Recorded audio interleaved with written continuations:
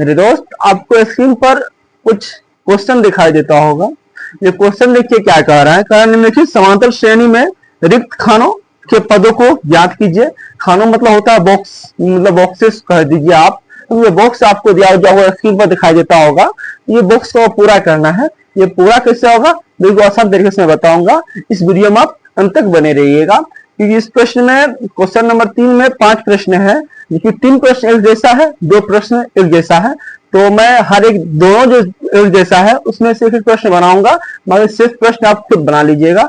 बिल्कुल आसान तरीके से मैं इसमें सवाल बनाने वाला हूँ, आसान मेथड से। चलिए वीडियो को स्टार्ट करते हैं। तो ये वीडियो है आपका प्रश्न 1 नंबर का है। 3 के 1 नंबर में 2 कॉमा फिर बॉक्स है, उसके बाद 26 है। यानी कि मतलब आपको ए दिया हुआ, A2 नहीं दिया हुआ, A3 दिया हुआ है। तो आपको A2 निकालना है। तो आप A1 को तो आप चाहे A1 देखिए चाहे क्या लिखिए आप, ये दोनों चलेगा, ठीक है। उसके बाद क्या दिया हुआ, क्या आपके पास A3 दिया हुआ है। तो A3 का कितना दिया हुआ है, पास 26 दिया हुआ है। अब बताइए A3 को आप क्या लिख सकते हैं। तो आप A3 को आप लिख सकते हैं A प्लस का 2D लिख सकते हैं, कोई दिक्कत नहीं। बराबर तो बराबर, 26 तो 26 हम उतार लेंगे। देखिए मेरे पास समीकरण बन गया है। तो बोल देंगे, चाहे इसका आप नाम दीजिए, समीकरण कर दीजिए, नहीं जैसे बोल सकते हैं समीकरण में समीकरण मान लीजिए। इसको बोल लीजिए समीकरण, आप क्या मान लीजिए, इसको 1 मान लीजिए। और यहाँ बोल दीजिए समीकरण, क्या बोल दीजिए, समीकरण 1 में ए का मान क्या रखने पर, मान रखने पर, तो मेरे पास ए कितना, उसको पहले उतार ले समीकरण 1।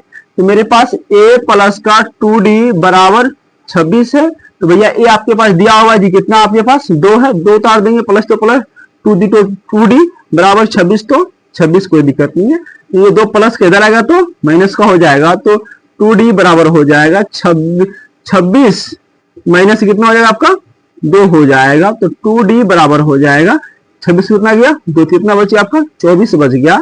ये 2 किसमें है, गुना में इधर आएगा तो भाग में हो जाएगा। तो D बराबर आपका हो जाएगा 24/2, 2 का अपना 24 पुर जाएगा 12 बार। तो D बराबर कितना आपका हो गया 12 हो गया। तो कोई दिक्कत नहीं है। यदि आपको इस कंडीशन, इस सवाल में यदि आपको A निकल जाए और क्या निकल जाए, D निकल जाए ना, तो आपके पास आपसे प्रश्न कोई पूछ ले, कोई पद पूछ ले, चाहे 150 पूछ ले या 100 पूछ ले, कुछ भी पूछ ले, उससे फर्क नहीं पड़ने वाला, हम आसानी से बना सकते हैं।